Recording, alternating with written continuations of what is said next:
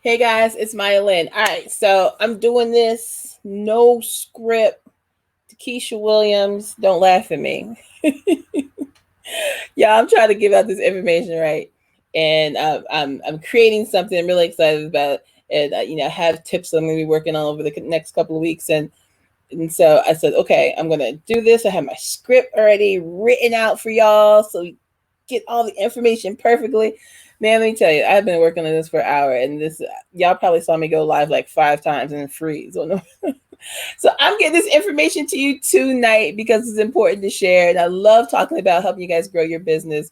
And we're going to do it without my glasses, without a teleprompter, without the script or anything because I don't need it because we're talking about growing a business, right? So tonight I want to talk to you about getting to know your customers. This is really important. So I want you to tune in. Go ahead and tag a friend. Let them know that we're talking about getting to know your customers because if you don't know who your customers are, if you don't know how to connect with your customers, you will not be able to grow your business. All right. And so there's a couple of different ways that I use to connect with my customers, including doing really, really bad Facebook Live. All right. So first of all, let's talk about what you don't need to do when it comes to your customers. Number one, everybody's not your customer. All right. So lots of times I'm talking to a client and I say, okay, let's talk about your ideal customer. Who do you want to buy your stuff? Who do you want your customers to be? And they say, everybody. That is a horrible answer. Everybody's not your customer. There's no way to market to every single person in the world. You'll go broke, right? That is not the answer. So first of all, stop saying that everybody's your customer or you want everybody to be your customer. That's not realistic. Okay. When is the last time that you saw Taco Bell with a little old lady in it? One of their commercials. It's not. That's not their ideal customer. You don't need to market to everybody. So number two, your family and friends. Now all the time I'll get on Facebook, social media, whatever, and I see people complaining that their family and friends are not supporting them. They're not your ideal customer. They do not need to support you. It's great to have them as a cheering squad, but they don't have to support you. Okay. So stop complaining on Facebook about your haters and all that good stuff because they are not your ideal customers. If they choose to support you, great. But that's not going to help your business grow. It's not going to impact your business if you don't have the support of family and friends. What you need to do is focus on who your ideal client is. And I'm going to use W.O.M.B as our example, just to kind of make it a little bit clear for you, for those of you who are familiar with W.O.M B. W.O.M B is my company, and we're a business networking organization for women of color. All right.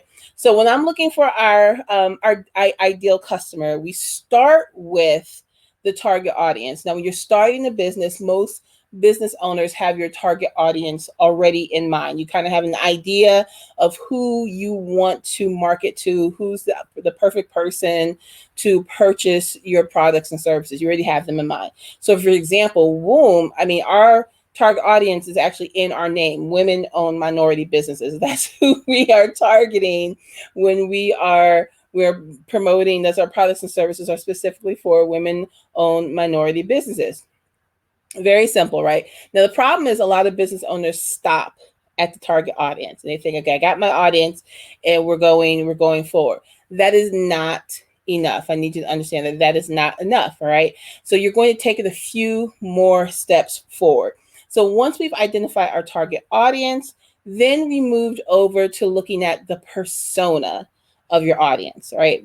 Big difference. So your persona, I like to say that your personas are like the things you will find on your resume. We're talking about age, sex, location, occupation, those elements that really give defined roles to your target audience. So for example, W.O.M B, well, our target audience is women entrepreneurs of color. We have 4 different personas. So our first persona that's our incubators. Those are folks who are about to start a business. Our second persona, those are our launchers, and they're within their first 2 years of business.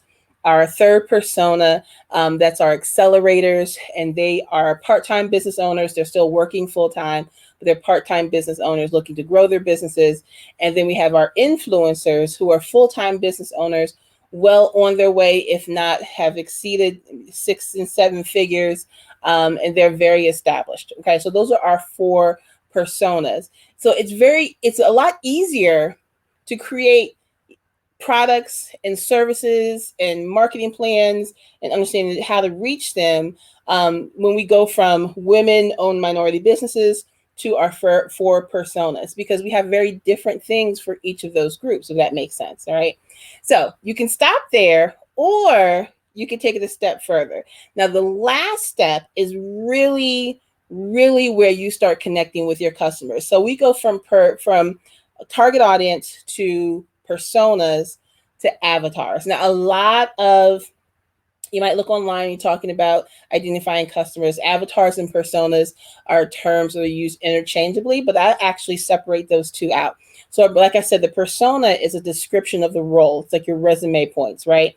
But your avatars are your personas visualized. This is when we really get to know your customer, their likes, their dislikes, their hopes, their dreams, their fears, everything that you need to know about your customer. And you actually give those personas a name. You're creating a character around that particular customer. So for each of our personas, we have an avatar. So I'll give you an example. For our, let's see which one. For our launcher persona, we have an avatar. Her name is Tasha, right? So remember, our launchers are our business owners that are in their first 2 years of business. So our avatar for our launchers is Tasha. She's a college graduate. She's a mother. She has 2 children. They're both under the age of 10. She's working full time in corporate America, but she's always wanted to own her own boutique, right? And so she started an online boutique, and she's super excited. She's got the logo, she's got everything. It's really fashion forward. And the problem is, because she's working full time and both of her kids are very busy after school with their activities, one is in gymnastics, one is playing football, her weekends are really booked. She's very active in church as well. And so Tasha doesn't have time to grow her business in the way that she wants to, because she's being pulled in so many different directions, right? That's really specific. And now, because we know Tasha, we know what she needs. We know what her pain points are.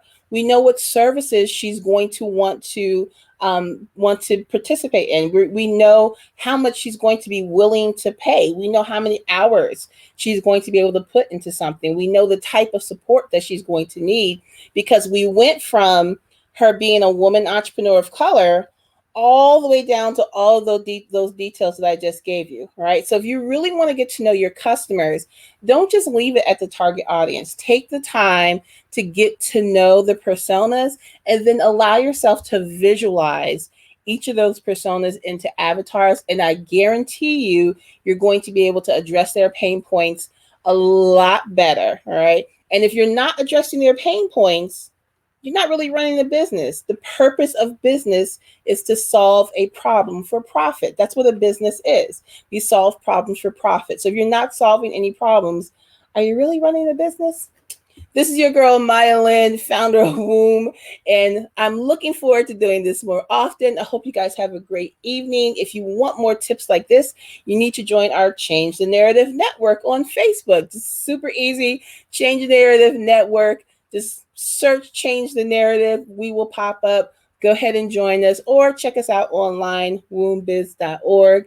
We'd love to have you a part of the community. In the meantime, be blessed and be a blessing. And I'll see you guys next time. Bye.